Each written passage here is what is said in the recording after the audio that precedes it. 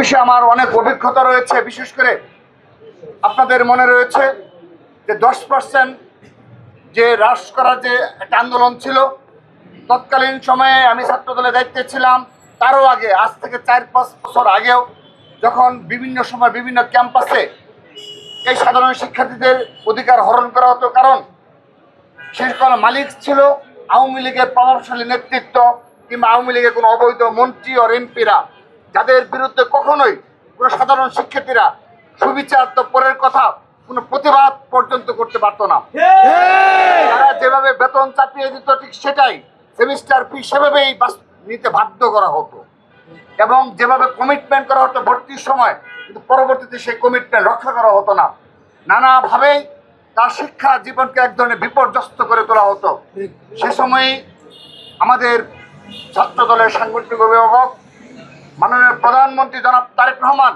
আমি যখন ছাত্র দলের সিনিয়র যুগ্ম সাধারণ সম্পাদক ছিলাম, তখনই তিনি বারবার এই বেসরকারি বিশ্ববিদ্যালয়ের এই সব বিষয়ে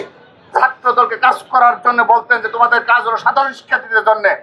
যেহেতু এই ধরনের যেসব ক্যাম্পাসে রয়েছে তুমি তাদেরকে লিস্ট করো। হ্যাঁ, ঠিক আছে, এখন মালিক পক্ষ, দেশে গণতন্ত্র নেই, কিন্তু তোমাদের প্রতিবাদ করতে হবে, অব্যাহত রাখতে হবে, কারণ এটি একটি বিশাল সেক্টর। এই সেক্টরে কোনো প্রকার কোনো নিয়ম নীতি ছাড়া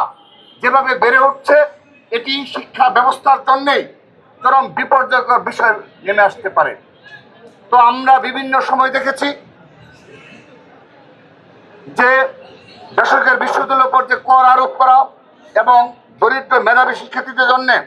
আমরা যেভাবে চেয়েছি সেভাবে কোনো সময়ই আমরা সুবিচার পাইনি। কিন্তু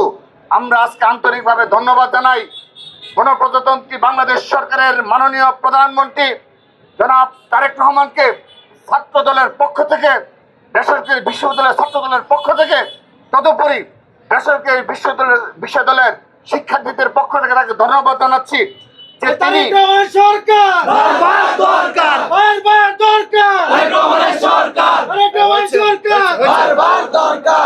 তিনি প্রধানমন্ত্রী হিসাবে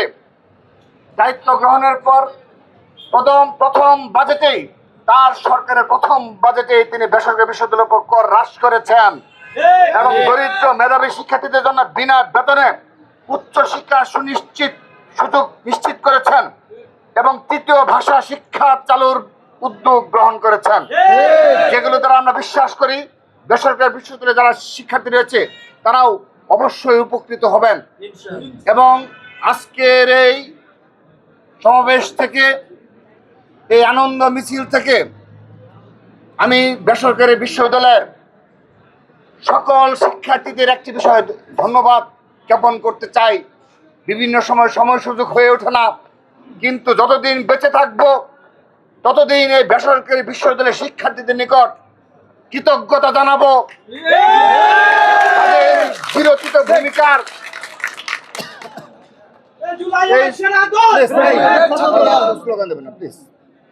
ফ্যাসিস্ট মুক্ত বাংলাদেশ বিনির্মাণে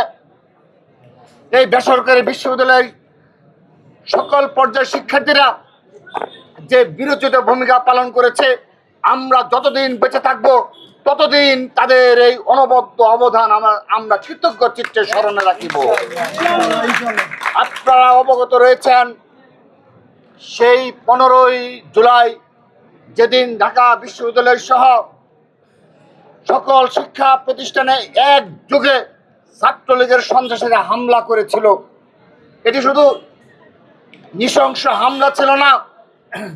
আমাদের প্রিয় বোনদের উপর হায়নার মতো ঝাঁপিয়ে পড়েছিল। সেই বিভীষিকাময় 15ই জুলাই, অতঃপর 16ই জুলাই যেদিন আবু সাঈদ শহীদ ওয়াসিম শহীদ হলো, এই 15 এবং 16 জুলাই ঢাকা বিশ্ববিদ্যালয় সহ বাংলাদেশের সকল শিক্ষা প্রতিষ্ঠানে বর্বরচিত হামলার মাধ্যমে ছাত্রলীগে ক্যাম্পাসগুলোকে রক্তাক্ত করেছিল